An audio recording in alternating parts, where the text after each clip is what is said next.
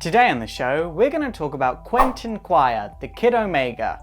If you didn't know that it's been pretty much confirmed that he is the next host for the Phoenix, then this show is for you.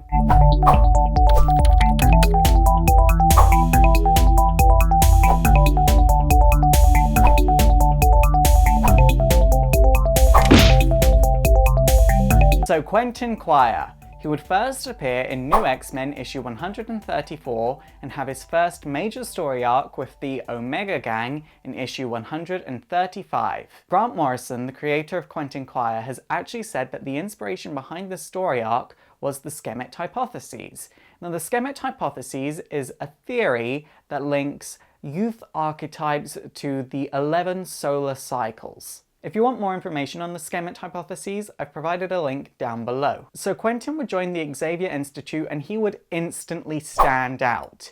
He would be taught how to use his powers personally by Professor Xavier. Now, the type and the extent of Quentin's powers are still unknown. You see, he's able to think at an accelerated rate, but he's also able to create psychic weapons like Psylocke. But most importantly, he can manipulate other people with his mind, which is so cool and really interesting.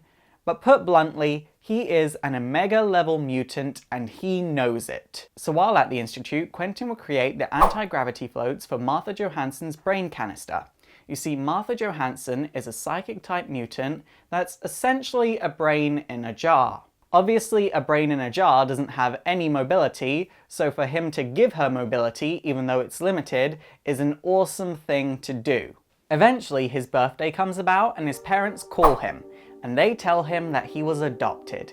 And this puts him on a fast-track downward spiral. Quentin goes into town and he gets his hair cut like this illustration of a mutant overlord. He would dress like this mutant overlord too and turn totally anti-human and would call for vengeance on all mutants that had been murdered by humans. Quentin and Professor X then argue over ideals, and Quentin begins to wonder if Professor X is willing to let any other world other than the one that's in his own dreams exist. Other students join Quentin's cause, and they also dress like the mutant overlord, and they all take this extremely addictive drug called Kick. Now, Kick is this drug that enhances a mutant's powers, so if a regular mutant takes it, they would become an Omega level mutant, and if an Omega level mutant takes it, it is really dangerous. The group calls themselves the Omega Gang, and they find this group of humans and kill them all off, and Quentin kills his human by carving his name into the human's mind. They all get matching tattoos and go back to the school, and they attack Professor X with a baseball bat, and then Quentin declares that it's open season on humans when parents and the media are visiting the school. A riot breaks out and a few other mutants join Quentin's cause, but generally most of the damage is done by the Omega Gang, but eventually Emma Frost, Cyclops, Beast and Zorn turn up and put an end to everything. But Quentin is still guarding Professor X, so while Professor X's life is still at stake, they can't do anything, but then Professor X gets up on his own and begins to argue with Quentin, and then Wolverine turns up, and Quentin quickly subdues Wolverine by bringing up a memory of his past life that totally paralyzes him in mental pain. Then the Stepford Cuckoos, who have also taken Kick, come on the scene and quickly subdue Quentin by using Cerebra. But then Quentin is all like to Sophie, "I have a crush on you and did all of this to impress you." And Sophie is disgusted by this and unleashes this giant psychic shockwave. After being hit with the shockwave, Quentin admits that there was more to the situation than just a crush. He admits that after finding out he was adopted, he didn't really know who he was anymore, and he did all of this to rebel against that. Emma Frost doesn't care what Quentin has to say. She is totally pissed at him, not just because of everything that he's done, but because Sophie is laying there dead in her arms. The Kick drug was way too much for her to handle, and it just pushed her over the edge and caused her to die. After this, Quentin is taken to the infirmary, and it turns out that his own psychic energy is destroying his body. It turns out that because he took so much Kick, he's getting a secondary mutation that causes his brain to turn into pure energy that moves faster than the speed of light. Upon seeing this, Professor X realizes that Quentin doesn't have a hope in hell of surviving, so he calls in Zorn.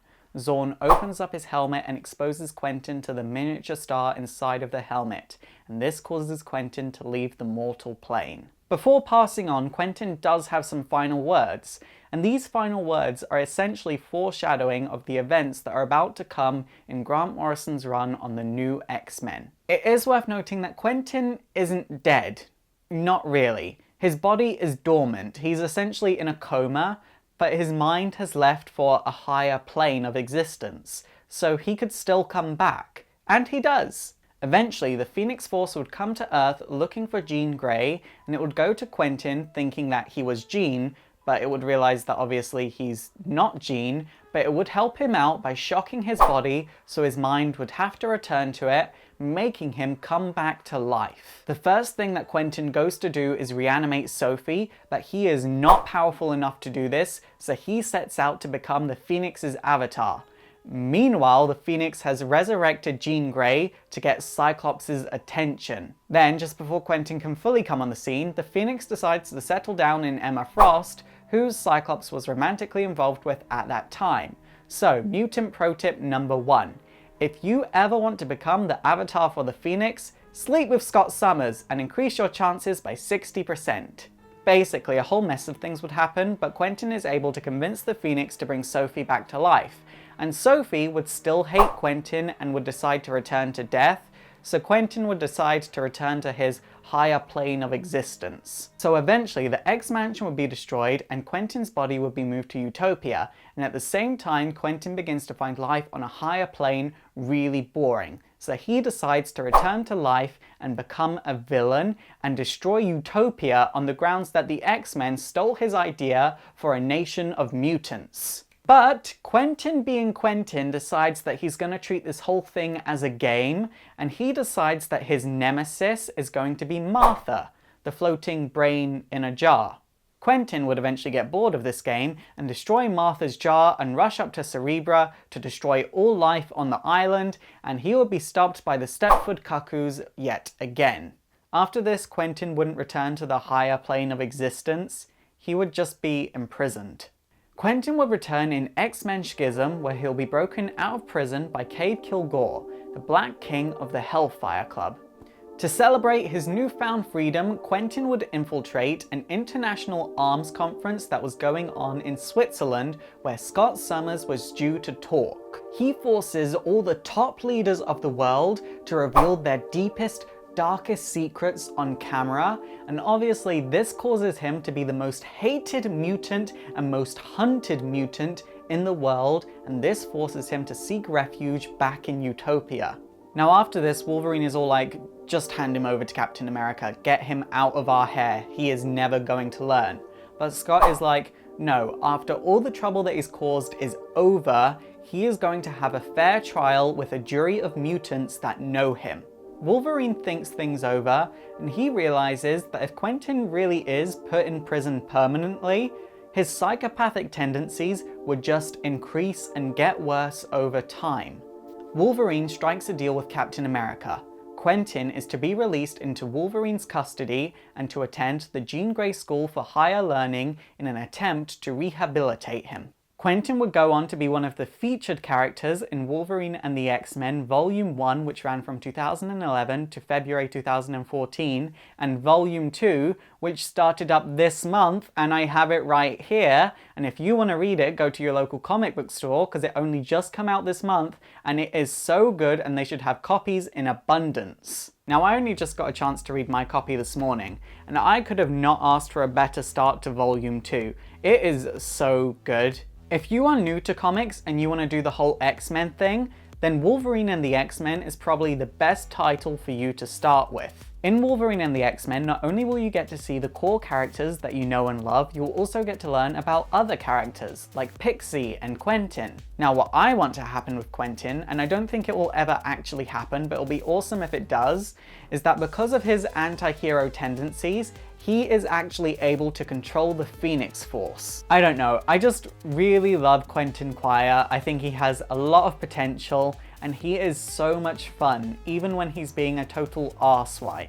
It's super effective! Okay guys, that is it for today. If you think I missed anything about Quentin Quire, please let me know in the comments down below. And also don't forget to thumbs up and subscribe if you want to see more history. And also don't forget to like me on Facebook and follow me on Twitter.